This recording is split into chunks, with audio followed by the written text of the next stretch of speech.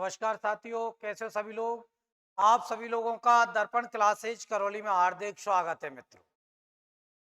हम लोग साइंस में जो पढ़ रहे थे, तो लास्ट क्लास में हम लोगों ने एक डाइजेशन टॉपिक कंप्लीट किया था, पाचन तंत्र। अब अगला आज नया टॉपिक है आपके, वो है ग्रंथियां। नया टॉपिक है आपके, कौन सा है आपकी? ग्रंथि। नया टॉपिक ग्रंथि स्टार्ट करने जा रहे हैं हम लोग। ग्रंथि। अब नया टॉपिक है आपके, बिल्कुल ग्रंथि।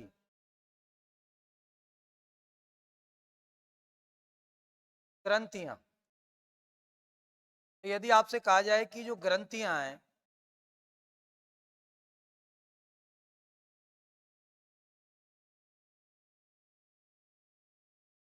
ग्रंथियां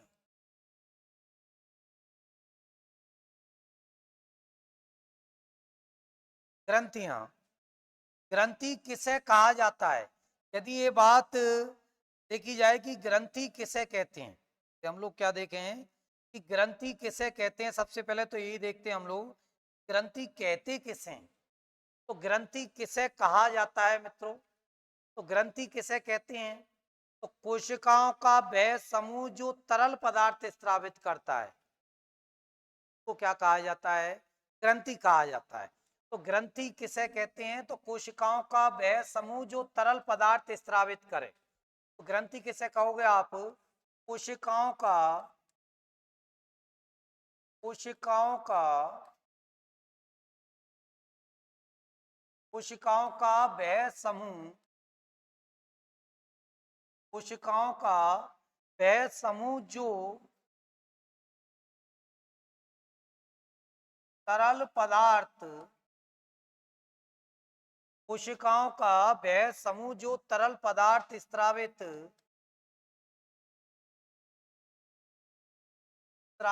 करता है। कोशिकाओं का वह समूह कोशिकाओं का वह समूह जो तरल पदार्थ स्रावित करता है,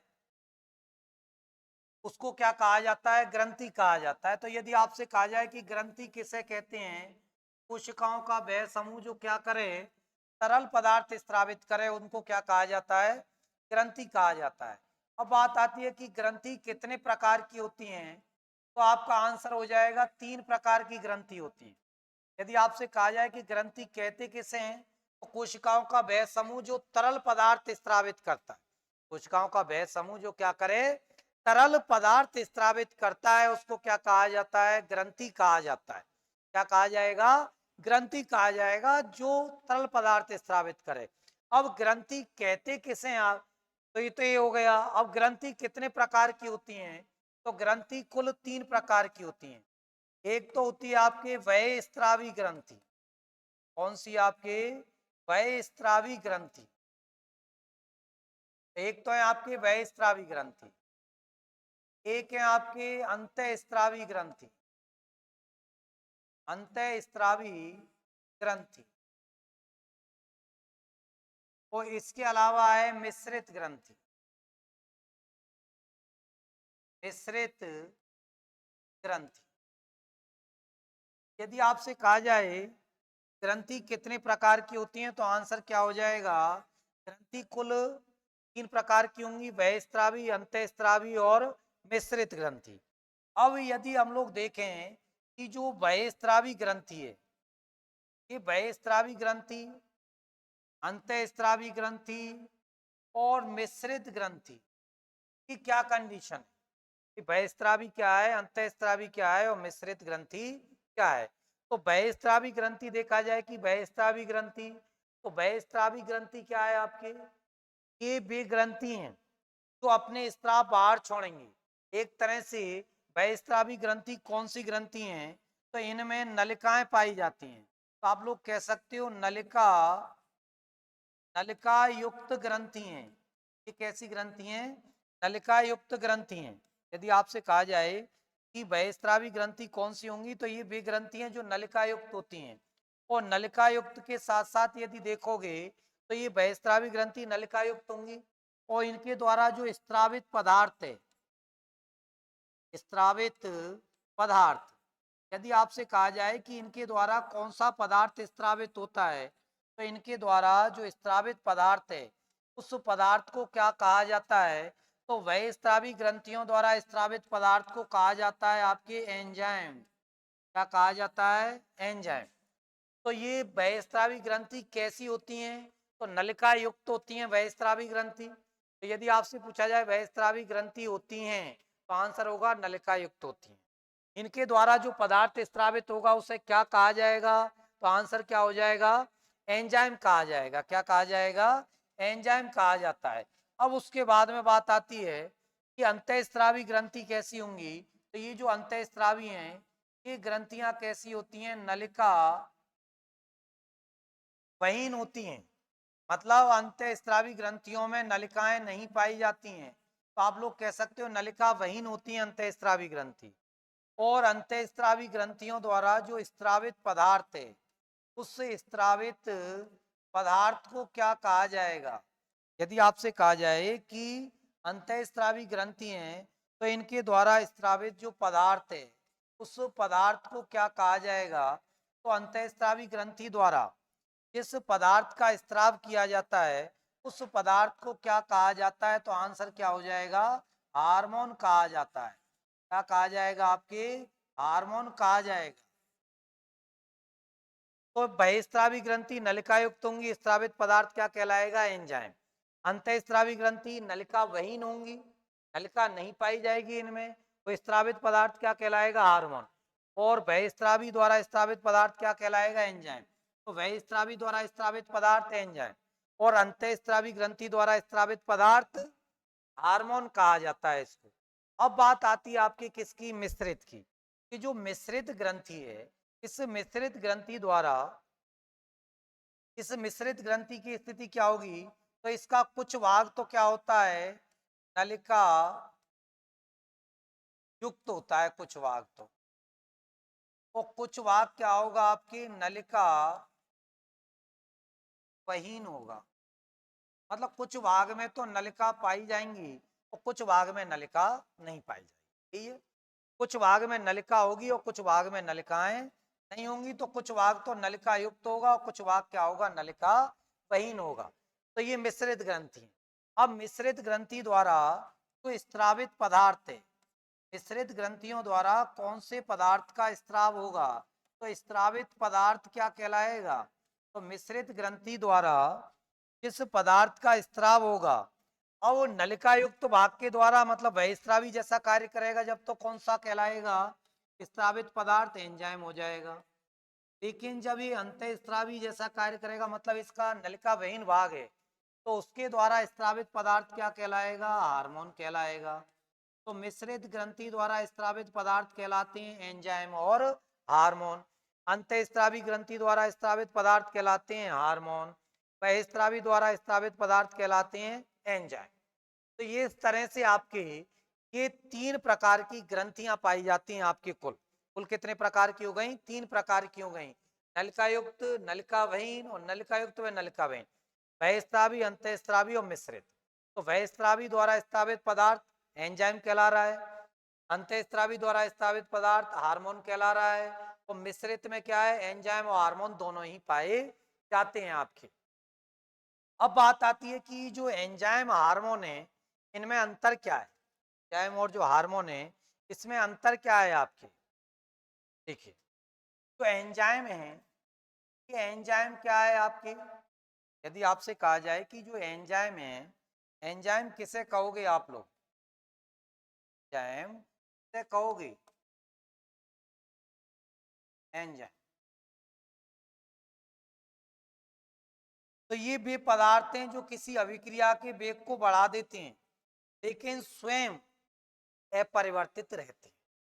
तरह से उत्प्रेरक की तरह जब क्या करते हैं? किसी अभिक्रिया के वेग में परिवर्तन करते हैं, या तो बढ़ाते हैं या घटाते हैं, लेकिन स्वयं परिवर्तित रहते हैं। मतलब अभिक्रिया में क्या नहीं होते? विलय नहीं होते। क्या कहलाते हैं? उत्प्रेरक कहलाते हैं। तो इसी प्रकार से एंजाइम की स्थिति, एंजाइम किसी भी जो अभिक्रिया है तो अभिक्रिया की दर को बढ़ा देते हैं या घटा देते हैं, लेकिन स्वयं उस अभिक्रिया में विलय नहीं होते। इसलिए एंजाइमों को जैव उत्प्रेरक कहा जाता है। तो वे पदार्थ, ये पदार्थ जो ये पदार्थ जो किसी अभिक्रिया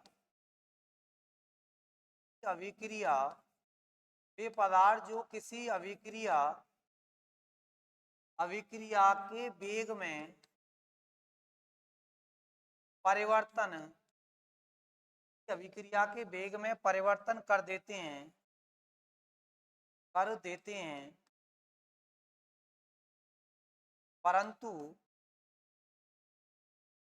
स्वयं अभिक्रिया में विलय नहीं होते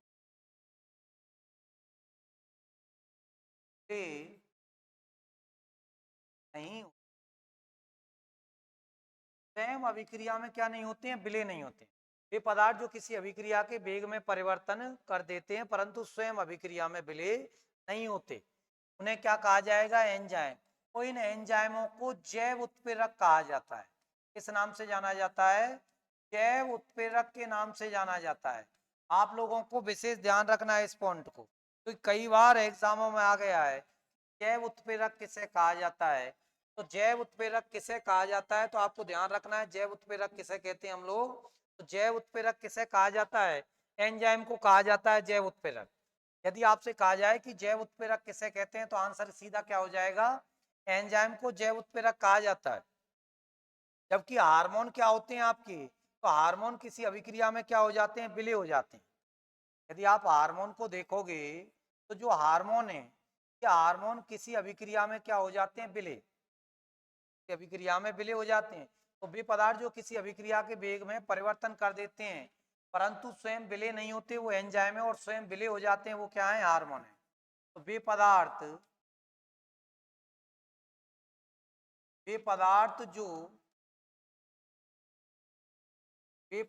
जो किसी अभिक्रिया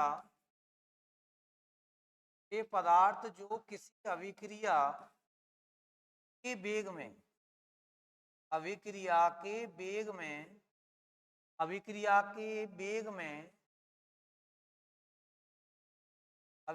के वेग में परिवर्तन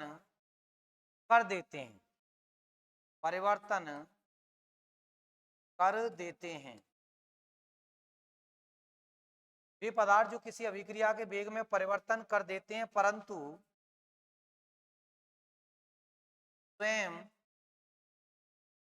स्वयं अभिक्रिया में विलय नहीं होते, और ये हार्मोन क्या हो जाते हैं, अभिक्रिया में विलय हो जाते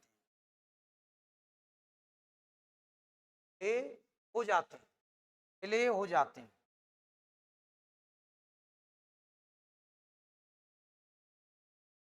ये किसी अभिक्रिया में क्या हो जाएंगे, स्वयं भी विलय हो जाएंगे, जबकि ये किसी अभिक्रिया में क्या नहीं होते, स्वयं विलय नहीं होते। तो आपको ध्यान रखना है, यहाँ से रेगुलर पूछे जाने वाला क्वेश्चन है जैव उत्प्रेरक किसे कहा जाता है, तो किसको कहा जाता है, एंजाइम को कहा जाता है। अब आप लोगों ने देखा, देखो दोनों ही स्थिति देखी कि ये जो एंजाइम और हार्मोन है, नलिका बहिस्रावित, अंतःस्रावी और मिश्रित, इस तरह की स्थिति देखी आप लोगों ने।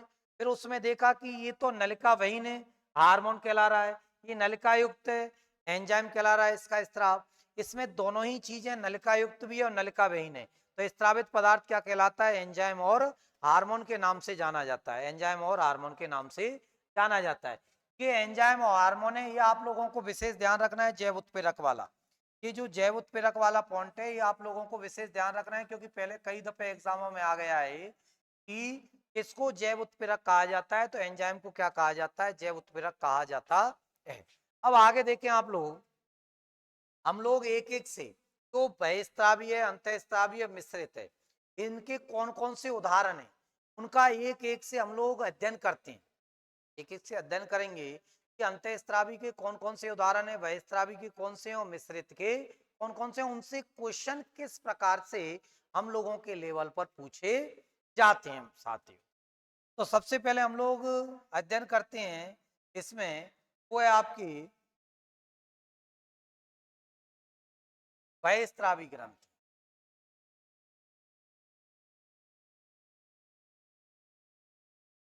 बहिस्रावी ग्रंथि।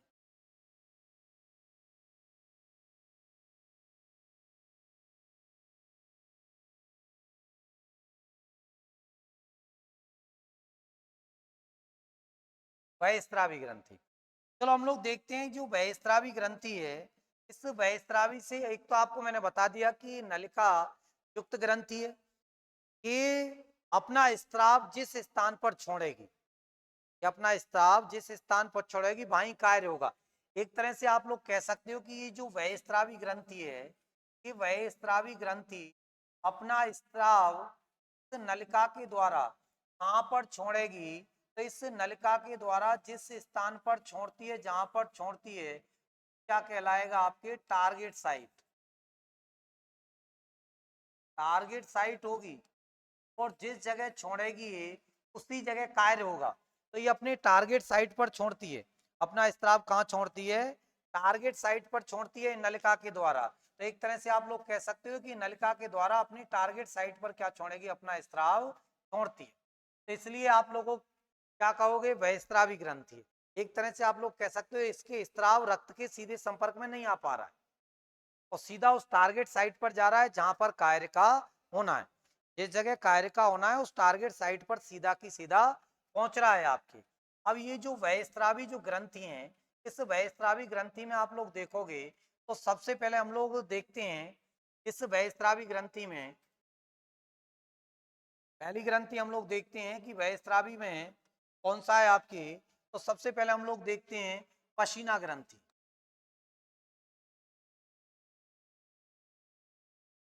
पसीना ग्रंथि। अब देखो पसीना ग्रंथि से किस तरह के क्वेश्चन आप लोगों के लेवल पर पूछे जाएंगे। एक तो ध्यान रखना है कि पसीना ग्रंथि कहाँ पाई जाती है, पसीना ग्रंथि कहाँ पाई जाती है और पसीना ग्रंथि को और किस नाम से जाना जाता है। तो इसको श्वेत ग्रंथि भी कहा जाता है। पसीना ग्रंथि को क्या कहा जाता है, तो इस पसीना ग्रंथि को श्वेत ग्रंथि भी कहा जाता है। क्या कहा जाता है, श्वेत ग्रंथि भी कहा जाता है। ये पसीना ग्रंथि है तो त्वचा के 3 स्तर हैं,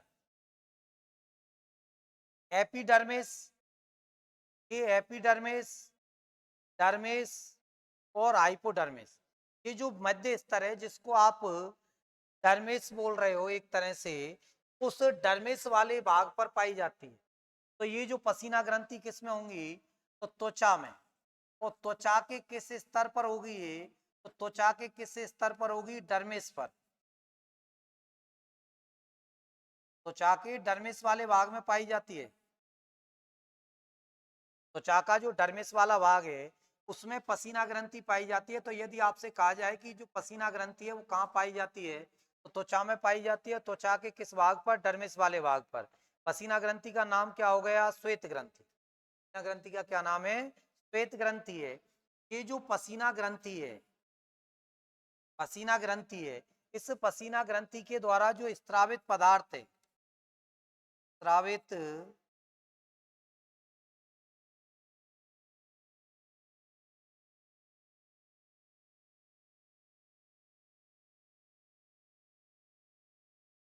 इसके द्वारा जो स्रावित पदार्थ है, वो स्रावित पदार्थ किस नाम से जाना जाएगा, तो इसके द्वारा जो स्रावित पदार्थ है उसको क्या कहा जाता है, तो इसके द्वारा जो स्रावित पदार्थ है, उसके द्वारा जो स्रावित पदार्थ है उसको क्या कहा जाता है, पसीना कहा जाता है।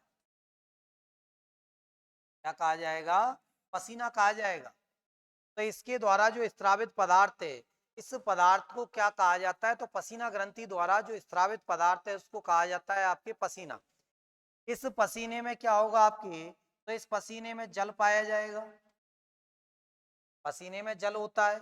इसके अलावा पसीने में लवण पाए जाते हैं, आयन पाए जाते हैं, आप कह सकते हो लवण आयन पाए जाते हैं। इसके अलावा इस पसीने में लाइसोजाइम होगा, लाइसोजाइम होगा आपके। अब ये जो लाइसोजाइम एंजाइम है, ये लाइसोजाइम क्या का कार्य करता है, जीवाणुओं को नष्ट करता है। जीवाणुओं को जीवाणुओं को नष्ट करता है। यदि आपसे कहा जाए कि लाइसोजाइम क्या काम करता है, तो आंसर क्या हो जाएगा, जीवाणुओं को नष्ट करने का कार्य करता है कौन, लाइसोजाइम। तो लाइसोजाइम क्या काम करेगा, जीवाणुओं को नष्ट करता है लाइसोजाइम। इसके अलावा पसीने में जो जल है, ये जल लगभग 95 से अब पाया जाएगा, 95 से ज्यादा पाया जाएगा आपके जो जल की मात्रा है वो लवण आयन पाए जाएंगे लाइसोजाइम में, जो क्या कर रहा है, जीवाणुओं को नष्ट कर रहा है।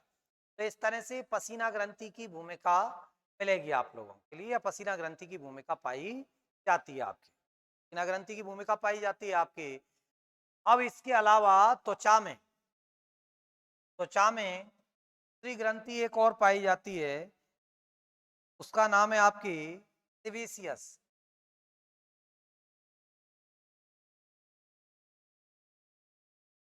सेबेसियस ग्रंथि, सेबेसियस ग्रंथि पाई जाती है। ये जो सेबेसियस ग्रंथि है, ये ग्रंथि भी बहिस्त्रावी की भूमिका निभा रही है, और सेबेसियस ग्रंथि भी त्वचा में पाई जाएगी। कहाँ पाई जाएगी, त्वचा में। तो त्वचा का कौन से भाग में पाई जाएगी, तो आंसर क्या हो जाएगा, डर्मिस वाले भाग में पाई जाती है। त्वचा के डर्मिस वाले भाग में सेबेसियस ग्रंथि पाई जाती है। ये जो सेबेसियस ग्रंथि है त्वचा के डर्मिस वाले भाग में पाई जाएगी। सेबेसियस ग्रंथि द्वारा तो स्त्रावित पदार्थ, सेबेसियस जो ग्रंथि है, इस सेबेसियस ग्रंथि के द्वारा जो स्त्रावित पदार्थ है, उस स्त्रावित पदार्थ को क्या कहा जाएगा, या किस प्रकार का पदार्थ स्त्रावित होगा, तो सेबेसियस ग्रंथि द्वारा तेलीय पदार्थ स्त्रावित होता है। तेलीय पदार्थ स्त्रावित होता है, तेलीय पदार्थ स्त्रावित होता है, जिससे त्वचा कैसी बनती है, चिकनी बनती है, इससे त्वचा चिकनी बनती है आपकी। तो इसके द्वारा तेलीय पदार्थ स्त्रावित होगा, उस तेलीय पदार्थ के कारण त्वचा कैसी बनती है, चिकनी बनती है। तो यदि आप लोगों से कहा जाए कि ये जो सेबेसियस ग्रंथि है, तो किस भाग में, त्वचा के डर्मिस वाले भाग में, तो इसके द्वारा तेलीय पदार्थ स्त्रावित किया जाएगा। इस तेलीय पदार्थ के द्वारा जो त्वचा है वो कैसी बनेगी आपकी, त्वचा चिकनी बनती, त्वचा पर चिकनाट आता है, या त्वचा चिकनी बनती है आपकी, त्वचा पर चिकनाट आ जाता है, त्वचा चिकनी बनती है आपसे, इससे सेबेसियस ग्रंथि। तो ये सेबेसियस ग्रंथि है, आपको ध्यान रखना है। तो सेबेसियस और पसीना, या जिसको श्वेत ग्रंथि कह रहे हैं आप लोग, ये कहाँ पाई जाती हैं, त्वचा में पाई जाती हैं। दोनों दोनों ही कैसी ग्रंथि हैं, बहिस्त्रावी ग्रंथि हैं आपके। इसके अलावा और देखें आप लोग, बहिस्त्रावी के रूप में एक है आपकी अश्रु ग्रंथि, अश्रु ग्रंथि।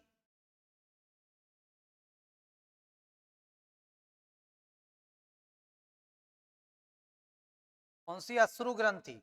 देखो अश्रु ग्रंथि पर पूछा जाए तो अश्रु ग्रंथि कहाँ पाई जाती है, तो अश्रु ग्रंथि आंख में पाई जाती है, आंख में उपस्थित होती है, आंख में पाई जाती है। कि आंख का जो ऊपर वाला पलक है उस पे पाई जाती है आपके, आंख के ऊपर वाला जो पलक है, इस पे कौन सी ग्रंथि पाई जाती है, तो इस पे कौन सी ग्रंथि पाई जाती है आपके, अश्रु ग्रंथि पाई जाती है। तो ये आंख पे पाई जाती है जो अश्रु ग्रंथि है वो। अश्रु ग्रंथि को लेक्राइमल ग्लैंड भी कहा जाता है, लेक्राइमल, लेक्राइमल ग्रंथि भी कहा जाता है। इस अश्रु ग्रंथि को लेक्राइमल ग्रंथि भी कहा जाता है। तो ये आंख में पाई जाती है। यदि आपसे पूछा जाए कि अश्रु ग्रंथि कहाँ पाई जाती है, तो आंसर क्या हो जाएगा, आंख में पाई जाती है अश्रु ग्रंथि। अश्रु ग्रंथि को ही लेक्राइमल ग्रंथि कहा जाता है। ये जो अश्रु ग्रंथि है, इसके द्वारा जो स्त्रावित पदार्थ है, अश्रु ग्रंथि के द्वारा जो स्त्रावित पदार्थ है, उसको आप लोग क्या कहोगे, आंसू। तो आंसू का स्त्राव होता है किसके द्वारा, अश्रु ग्रंथि के द्वारा। अब इस आंसुओं में क्या होगा, जल पाया जाएगा वही, इसके अलावा क्या होंगे, आयंस होंगे, और एंजाइम पाया जाएगा आंसू में, कौन सा, लाइसोजाइम, लाइसोजाइम पाया जाएगा। ये लाइसोजाइम पाया जाता है। लगभग जल वही लगभग 95% से ज्यादा पाया जाता है, अब पाया जाता है आपके। लाइसोजाइम क्या करेगा, जीवाणुओं को नष्ट करता है, जीवाणुओं को नष्ट करता है। कि आंख खुली हुई रहती है और बाहर से कुछ जीवाणु वगैरह जाएंगे, तो उन जीवाणुओं को नष्ट करने का कार्य कौन करेगा, तो उन जीवाणुओं को नष्ट करने का कार्य कौन करेगा, लाइसोजाइम करेगा। तो अश्रु ग्रंथि आंख में पाई जाएगी, जिसको लेक्राइमल ग्रंथि कहा जाएगा। स्रावित पदार्थ क्या हो गया, आंसू जिसमें जल होगा, लाइसोजाइम होंगे, और क्या होंगे आपके आयंस पाए जाएंगे। ये लाइसोजाइम जीवाणुओं को नष्ट करने का कार्य करता है। इसके अलावा माइबोमियन ग्रंथि है, कौन सी है आपके, माइबोमियन ग्रंथि।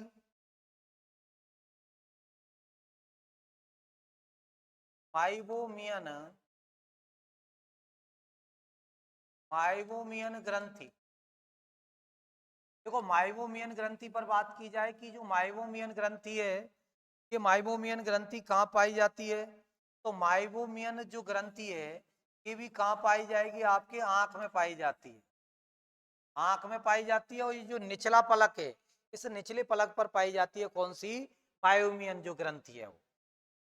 इस माइबोमियन ग्रंथि द्वारा तो स्त्रावित पदार्थ है, वो स्त्रावित पदार्थ कौन सा है, तो इस ग्रंथि द्वारा जिस पदार्थ का स्त्राव किया जाता है माइबोमियन ग्रंथि द्वारा, माइबोमियन ग्रंथि द्वारा स्त्रावित पदार्थ कौन सा है, तो आप लोगों को ध्यान रखना है, माइबोमियन ग्रंथि द्वारा तेलीय पदार्थ स्त्रावित किया जाता है। कौन सा, तेलीय पदार्थ स्त्रावित किया जाता है, जिससे आंख नम बनी रहती है और चिकनाट रहती है आपकी, नम व चिकनी बनी रहती है आपकी आंख। तो मायोमियन ग्रंथि आंख में पाई जाएगी। अश्रु या लेक्राइमल ग्रंथि है, वो भी कहाँ पाई जाएगी, आपके आंख में पाई जाती है, आंख में पाई जाती है। इसके अलावा श्रूमीनस ग्रंथि, यदि आपसे कहा जाए श्रूमीनस ग्रंथि, श्रूमीनस ग्रंथि, श्रूमीनस ग्रंथि। और श्रूमीनस ग्रंथि को आप लोग देखोगे कि जो श्रूमीनस ग्रंथि है, ये श्रूमीनस ग्रंथि कहाँ पाई जाती है, तो ये जो श्रूमीनस ग्रंथि है ये पाई जाती है आपके कान में। श्रूमीनस ग्रंथि कान में पाई जाती है, और इसके द्वारा स्रावित जो पदार्थ है, स्रावित पदार्थ, तो इस ग्रंथि के द्वारा तेलीय पदार्थ स्रावित किया जाता है। के लिए पदार्थ क्या किया जाता है, स्रावित किया जाता है, तो कान को क्या करता है, नम बनाकर रखता है, कान को नम व चिकना बनाकर रखता है अंदर से। कान को नम व चिकना बनाकर रखता है।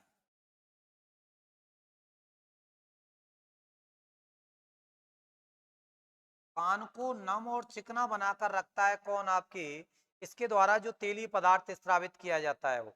अब ये जो तेलीय पदार्थ स्रावित किया जाता है कान को नम और चिकना बनाकर रखता है श्रूमीनस ग्रंथि के द्वारा। कान में तीन प्रकार की अस्थि पाई जाती हैं, मेलियस, इनकस और स्टेपिज। मेलियस, इनकस और स्टेपिज। यदि आप लोग देखोगे कि जो कान है, इस कान में तीन प्रकार की अस्थि हैं। कान में देखोगे आप लोग तो तीन प्रकार की क्या पाई जाती हैं, अस्थि पाई जाती हैं, प्रकार की अस्थि पाई जाती हैं, एम, आई और एस। एम आई एस मतलब, एम का मतलब मेलियस,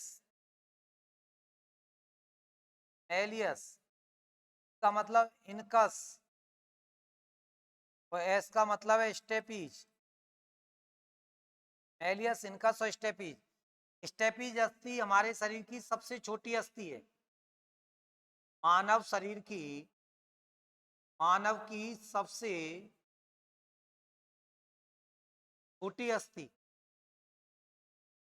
मानव की सबसे छोटी अस्थि कौन सी है? तो स्टेपीज है जो मानव की सबसे छोटी अस्थि है आपकी।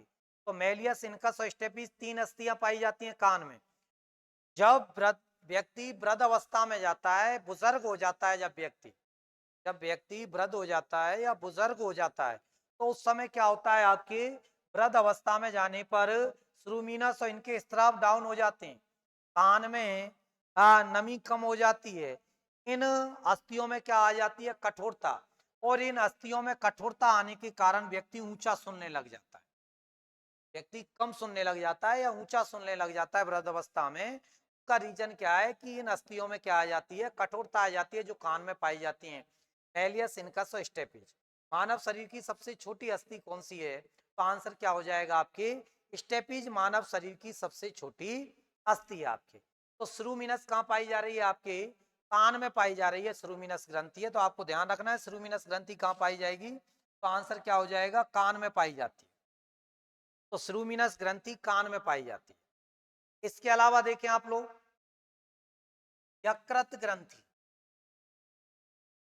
यकृत ग्रंथि, यकृत एक अंग के रूप में भी कार्य करता है, और आप लोगों ने पाचन तंत्र के छोटी जो आंत है, ये ग्रहणी वाले भाग से जुड़ा रहता है, वहां पर पाचन तंत्र में पूरी डिटेल पढ़ी है आपने यकृत की। यकृत की पूरी डिटेल वीडियो पढ़ी है यकृत की, आपके पाचन तंत्र में एक पूरी क्लास में पढ़ा था आपने यकृत को। यहाँ आपको ध्यान रखना है कि हमारे शरीर की सबसे बड़ी ग्रंथि है, कि हमारे शरीर की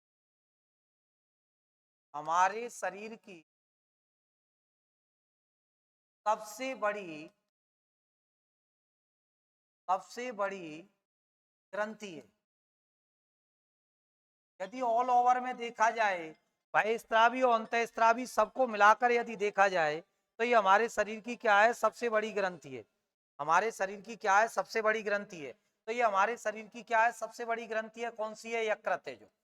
इसके अलावा आप लोगों को ध्यान रखना है कि हमारे शरीर की सबसे बड़ी ग्रंथि कौन सी है, तो यकृत है, मानव शरीर की सबसे बड़ी ग्रंथि। तो मानव शरीर की सबसे बड़ी ग्रंथि का रूप देखा जाए, तो आंसर क्या हो जाएगा, यकृत मानव शरीर की सबसे बड़ी ग्रंथि है। इसके अलावा आप लोगों को ध्यान रखना है, मानव शरीर की सबसे बड़ी अंतःस्त्रावी ग्रंथि, मानव शरीर की सबसे बड़ी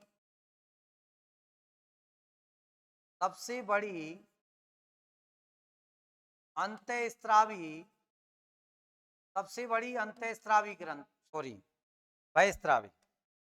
कौन सी ग्रंथि है, बहिस्त्रावी। मानव शरीर की सबसे बड़ी बहिस्त्रावी ग्रंथि, बहिस्त्रावी ग्रंथि। यदि आपसे पूछा जाए मानव शरीर की सबसे बड़ी बहिस्त्रावी ग्रंथि, तो आंसर यकृत हो जाएगा। और ऑल ओवर में मानव शरीर की सबसे बड़ी ग्रंथि मतलब बहिस्त्रावी, अंतःस्त्रावी और मिश्रित, तीनों में यदि देखा जाए, तीनों टाइपों में जब भी सबसे बड़ी ग्रंथि कौन सी है, यकृत है। और इसके द्वारा तो स्त्रावित पदार्थ है, यकृत में किसका निर्माण होता है, तो यकृत में किसका निर्माण होता है, आपके पित्तरस का। तो इसके द्वारा जो स्त्रावित पदार्थ है उसका नाम क्या है, आपके पित्तरस। तो इसके द्वारा स्त्रावित पदार्थ का नाम क्या है, आपके पित्तरस है। तो इसके द्वारा पित्तरस का क्या किया जाता है, स्त्राव किया जाता है। तो आप कह सकते हो कि मानव शरीर की सबसे बड़ी ग्रंथि है, सबसे बड़ी बहिस्त्रावी ग्रंथि है, स्त्रावित पदार्थ क्या है, पित्तरस। बाकी तो यकृत के बारे में आप लोग डिटेल से पाचन तंत्र वाले टॉपिक में पढ़ चुके हो, आप वहां से और भी पूरी की पूरी डिटेल मिल जाएगी आप लोगों के। यहाँ केवल हम लोग ग्रंथि के रूप में देख रहे हैं यकृत को।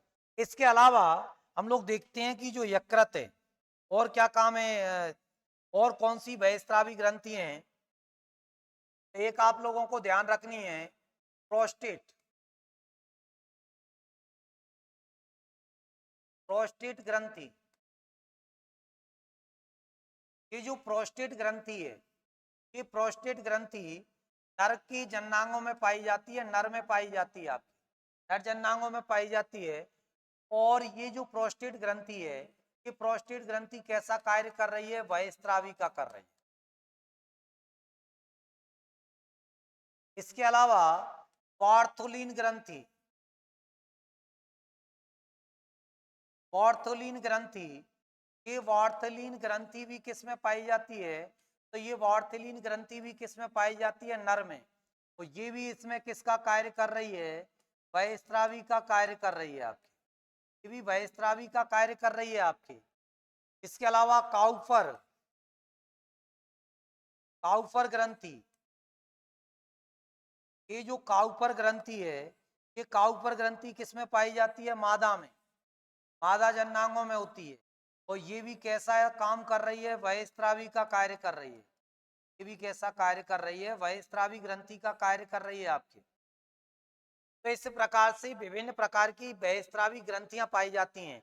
तो आप लोगों को ध्यान रखनी है कि जो बहिस्रावी ग्रंथि हैं, इसमें आप लोगों ने देखा था कि बहिस्रावी में कौन कौन से उदाहरण है? पसीना है, सेबेसियस ग्रंथि है जो दोनों त्वचा पर उपस्थित है आपकी। इसके अलावा आपने देखा आंख में लेक्राइमल है और माइबोमियन ग्रंथि है, तो जो आंख में पाई जाती है। इस सुरुमिनस कान में यकृत है आपकी, जो बहिस्रावी का कार्य कर रहा है। इसके अलावा आप लोगों ने देखा था प्रोस्टेट है, वॉर्थेलिन है, काउपर ग्रंथि है, ये कैसा कार्य कर रही हैं? बहिस्रावी का कार्य कर रही हैं। ये ग्रंथियां बहिस्रावी का कार्य करती हैं। तो ये सभी किसके उदाहरण हो गए? आपके बहिस्रावी के उदाहरण है साथियों। तो ये हम लोगों ने कुछ ग्रंथियों के बारे में आज की क्लास में पढ़ा था। अब अगली क्लास में हम लोग पढ़ेंगे अंतःस्रावी ग्रंथि। अंतःस्रावी ग्रंथि ज्यादा है, डिटेल ज्यादा है उनकी अंतःस्रावी ग्रंथियों की। तो हम लोग अगली क्लास में अंतःस्रावी ग्रंथि स्टार्ट करेंगे। आप सभी लोगों के लिए बहुत बहुत धन्यवाद। जय हिंद, जय भारत।